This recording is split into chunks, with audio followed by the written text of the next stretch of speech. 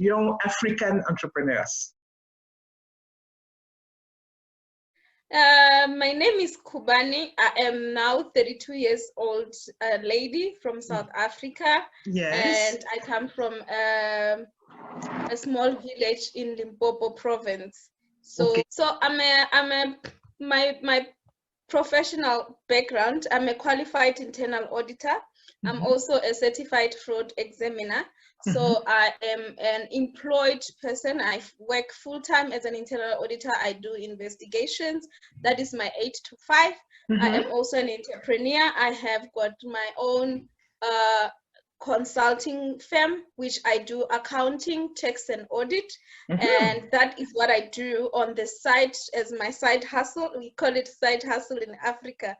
So apart from that, I do social work. The social work that I do, it includes women empowerment, youth development, and early childhood development education. In fact, I have received a national award here in South Africa as one of the shining stars that does both professional work and humanitarian work.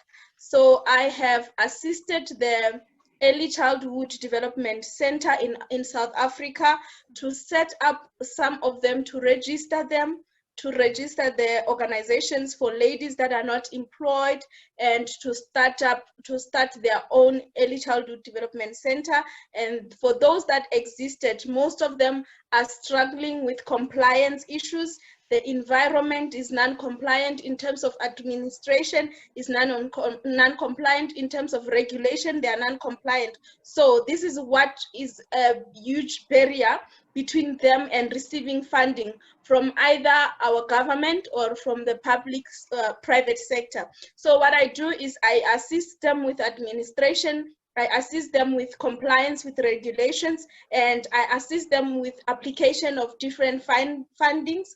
And so far they have been receiving most of them from our government health, our government education, and our government social department. So that is my part in terms of the early childhood development. And the other part that I do, I organize events and seminars for women as a public speaker and motivator. So I arrange to do different topics to motivate women, either youth women that are employed, youth women that are not employed, because most of our youth, they don't have direction, they don't have set objectives, they don't have vision, they don't have things that they want to achieve. How did you get in the Tony Elumelu Foundation? As part of my voluntary work, I was looking for funding for the Early Childhood Development Center, and I came across the Tony Elumelu Foundation application. And when I go through it, it really matched what I was looking for. I really wanted mentoring in terms of, as far as business is concerned. I really wanted to connect with other African entrepreneurs, to see what other fellows are doing in Africa. I always have been approaching different people to ask them, can you mentor me? But I never really got a committed person who assists me as far as business is concerned. So I took advantage of the application. I gave it my all best. I took 3 days to fill it in, and I submitted it. And I know that in 2018, Tony Elumelu Foundation received 151,000 applications from 54 countries. And God, from that 1,200, I made it. And I was very excited. And this is where I meet my mother, Angèle Onyie. She was assigned as my mentor. It has been a brilliant journey. I can write a business plan in my sleep because of this woman. This is really good to hear. Yes, thank you so much. I remember I had just given birth on the first day of the mentoring program, but you know, you did not give me only the business side of mentoring. You empowered me, you gave me strength. You were actually my mother. You hold me when I felt that I was tired. I remember one day I said to you, maybe I won't get this funding because education is not fascinating. My idea is not innovative. He said, no, education is the first thing. We won't have education if we don't have innovation. This so is I true. really admire your strength. You really had where I am today. It's because of the kickstart that you gave me through that mentoring. So as I speak now, I have set up the Early Childhood Development Center.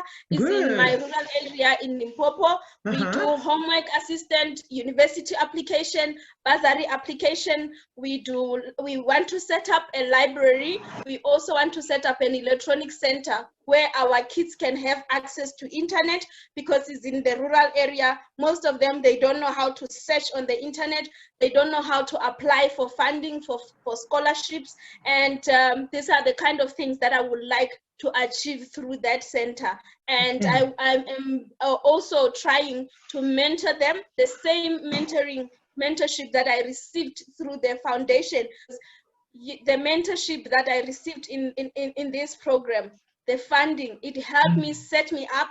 From there, I had set up other organizations. This is really, I'm really proud of you. I'm proud of you. Thank you. It was just a great start. It came at the right time. I had just given birth, but I remember how I hold on until the last day of the 12 weeks. And I made it. My business plan was approved by Accenture. I remember when I saw your message. I remember I got your message by WhatsApp.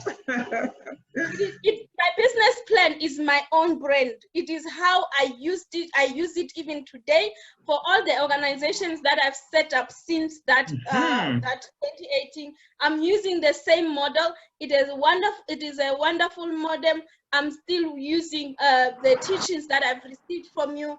They have helped me a lot, and I believe what is really great for a mentor is to have a wonderful mentee. You were really, I was really impressed by you. You never miss an appointment. So yes, I'm really proud. I'm really proud of you. So when I received the funding from Tony Elumelu, I secured a land, and I also hired people to clean a land, because it's in the rural area. It was a bushy land. To clean it up. I received $5,000, and that helped me to set up the basic of the organization and to kickstart our operations. So that is what I used the funds for, and I am currently looking for funds to enhance the center, to make it more attractive, to make it more relevant to the current education, to assist. So whenever our children leave the primary schools and the high school, they can come to our center and get enhanced on top of what they are getting from school. Yes, and you told me that you told me that you wanted to do something like it was bilingual. It was a bilingual school or something like this, right? Yes, it is a bilingual school, because in the rural area we struggle with in South Africa, a medium of exchange is English. So we struggle with English because it is not taught efficiently and effectively. So what I want to do is I give those tutoring class at the center to make sure that our students are proficient, because once you are not good with this English, since it's a medium of exchange, I know. When it kills your confidence. When you get out of the village life, you cannot communicate or conversate with other children your age. You cannot approach or study as other students. So when I get to university, it was although I'm a bright student, it was very difficult for me to understand some of these English things. I know what you're talking about. Things like library, things like research. I've never done those things. I've never touched a tablet before I left the village. So I saw all of these things in the university for the first time. But for now, this is what I want to bring in the rural area through this center for our children in the rural areas. Okay, so is the center is open right now or not? The center is not open because we are currently doing online, because we need to procure classroom containers. Because in terms of infrastructure, it might take long for us to build the infrastructure that we want, unless we get a very huge fund. But so far, I'm looking at buying the classroom containers, which can work very much better. It can give us a start. I have secured books from Rotary foundations that are ready for me to fetch as soon as we have a container. So those books will help us in the library center. And I also applied for computers for the electronic center part. They cannot give us the resources if our center is not fully operational. They want us to have a structure that is fully operational. Yes. So we are carrying out some farming activities. We are just planting as part of raising the funds. We are just planting fruits and vegetables and selling them in the village. Yes. Okay. So if I understand right, so you need to have a container to start. How much is a container? What is the cost of a? An average container is like 18,000 rand. I'm just converting it for you. Yes, it's about a standard container with 6 meters is about $1,000. So if I can get about 4 of those to set up different areas, a study area, a library area, activity areas, and maybe a kitchen. So we have different activities, and since we are adopting different age groups, so if we can get was my next question. Containers. Yes. So what are your age groups? In our center we can assist up to 100 children, even with the 4 containers. So what they will do, they will also come with in different intervals. Primary and the primary and the high school, they working at different times. So when those ones comes from school, we'll start with the low primary. By the time we finish with them, the ones from primary will be coming out from school, and they will come to the center, and then we will exchange just like that. And a little bit of extramural activities, because we believe that not every child is for academics. Yes, true. This is true. This is true. Okay, very good. So you told me about another project. You have a few, you are a very dynamic woman, and I know that you have a few other projects. Can you tell me about your other projects?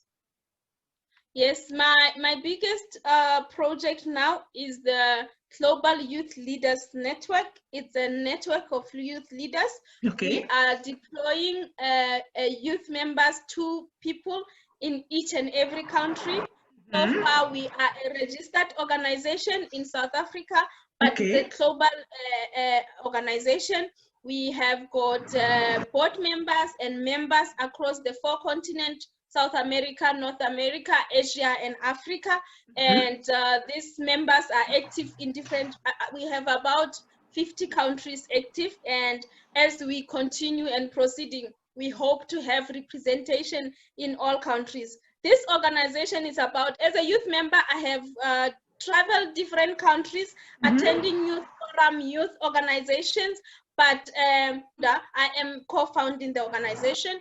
We notice that every youth member in different country is trying to contribute to the SDGs by doing a little project. So as a result, we are all trying to achieve one thing, and we are not really getting where we want to go. So we thought that we can group the youth as one, and with one voice we can have one sponsor, one funder. So what happened is we have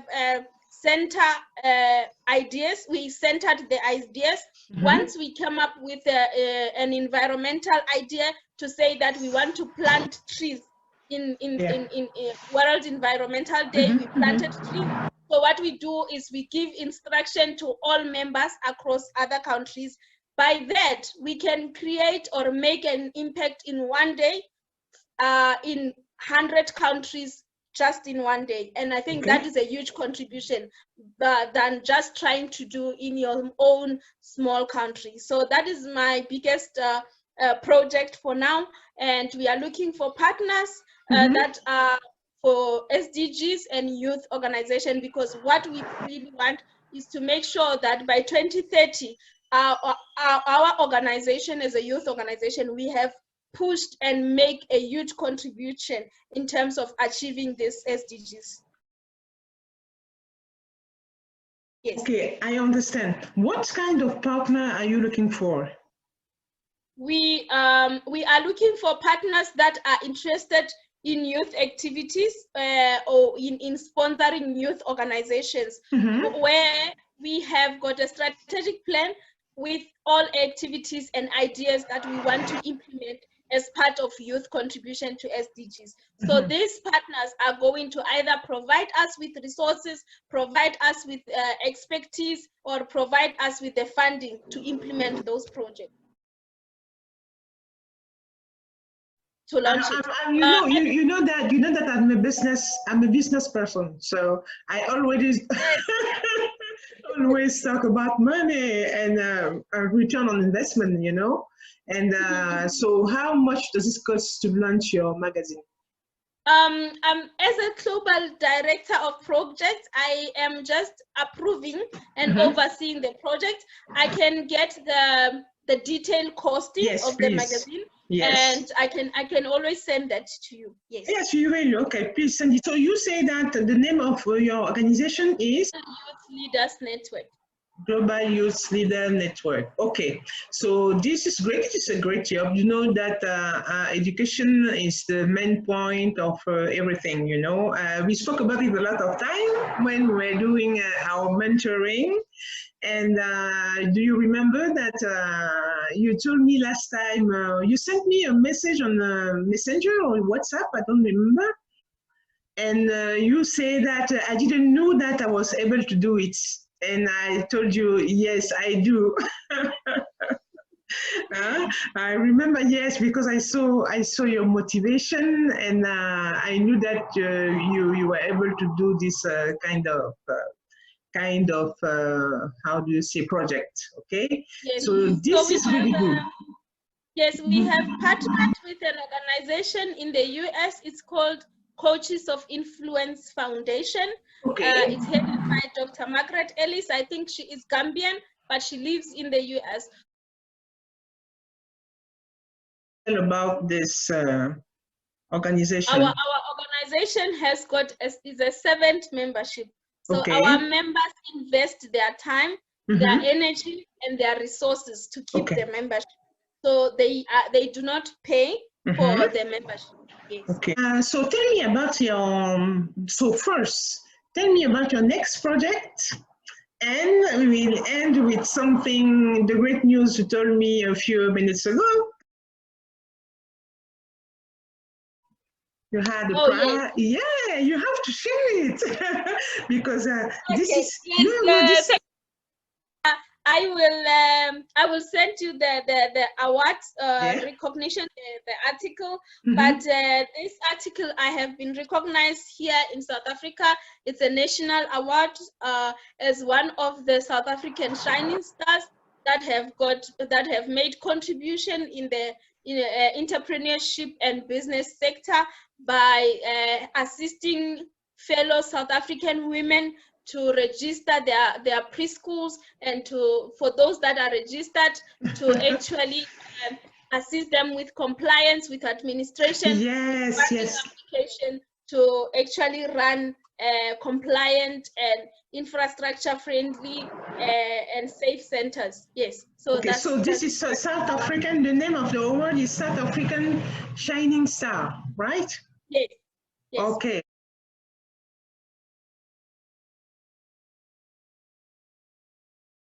Fantastic. So do you have an advice for other women entrepreneurs, young women African entrepreneurs who like to do like you? What I can tell our youth people is, life can throw anything at you. What is more important is you just have to keep waking up and show up. I really had kids very young. I have got 4 kids and I'm 32. And I also had got married very young. and got divorced very young again. But none of those have been a barrier in my life. Yes, and coming from a very disadvantaged background, I always tell them my father's background, my home disadvantaged background is no longer my excuse. I have now an opportunity to write a happy ending of my story. I've recently been selected to join Thomson Reuters Foundation to train for public speaking. I'm very excited for the opportunity. This is fantastic. I'm so proud of you. Thank you. I knew. As soon as the COVID clears out, I will be on the Thomson Reuters Foundation for the mentoring, for the public speaking program. So I'm very excited about it. So how did they find you? How did they find the Reuters Foundation found you?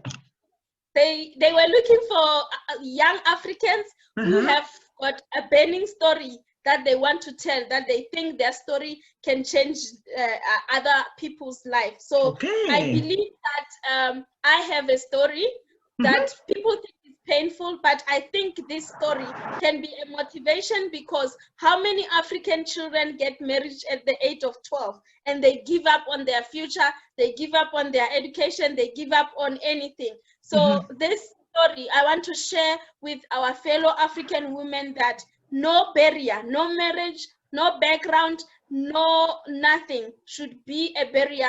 You have a kid, you give birth, you stand up, you walk. Yes, I love this. Oh, yes. What is the best memory you have for your mentorship? I had a really great feeling about you. So I would like to have your feedback, because a lot of mentees don't give feedbacks. So can you give me your feedback on your mentorship? Yes, on the mentorship that I had with you, I was not like this. I'm sure you are very shocked to see me speak like this. No, because you know what? Because I'm not shocked, because I saw it before you. I saw it before. I always had a burning desire to do things, to be somewhere, to go somewhere, but I didn't have things like self-confidence, and I couldn't speak up like this. But it is through women like you, standing on the shoulders of women like you for about 9 months, has picked me up, realized me what I can do, what I can achieve. You know, it takes just someone to say, I see something in you. I see fire in your eyes. Yeah, These are the things that picked me up, that if people can see what I have in me, it means that this thing exists. So I started working on it and developing myself through reading and reading and reading. And I always apply for the short-term scholarships. I have now been accepted for the African Leadership it's an African Leadership Institute, where I'm going to learn for about 8 weeks to be developed as an African leader in business. So these things I take advantage of them to build myself and to make myself better, to improve myself. So happy. So happy. I'm really, really happy. So this is now the end of our interview.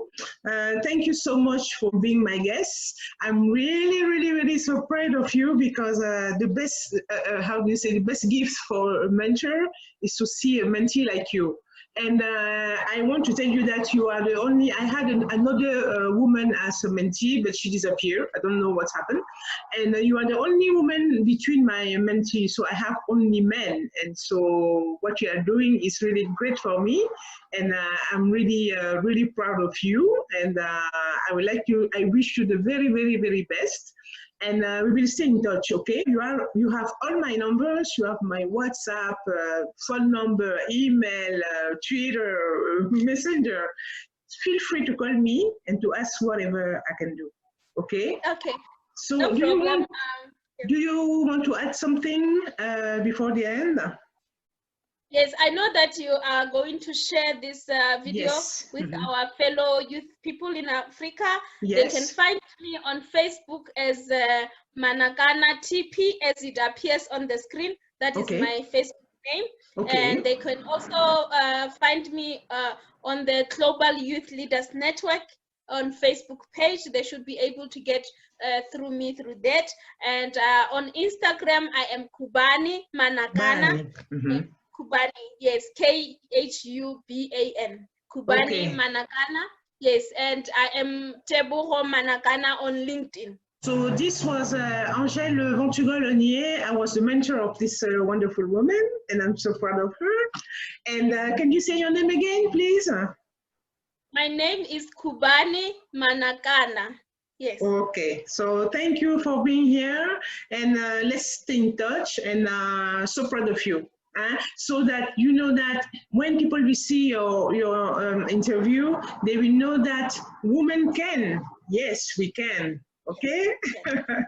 Okay, Thank you so much. My pleasure. We have mentors we have male mentors, but you know, my mentorship with you as a woman, it was very specific, very direct. I know there was time where we discussed my bed, my private.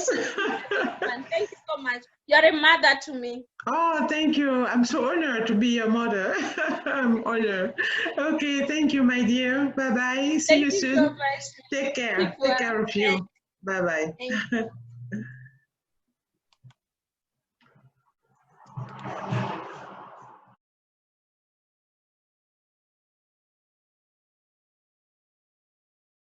Bon, mais voilà, on avait l'interview avec notre mentee Manakana Tipi.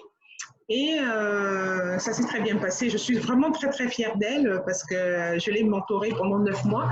Et quand je vois tout ce qu'elle a accompli depuis, bon, je l'avais vu quand même entre-temps. Hein. Bon, mais merci de nous avoir suivis et à très bientôt. Au revoir. Angèle Montréal.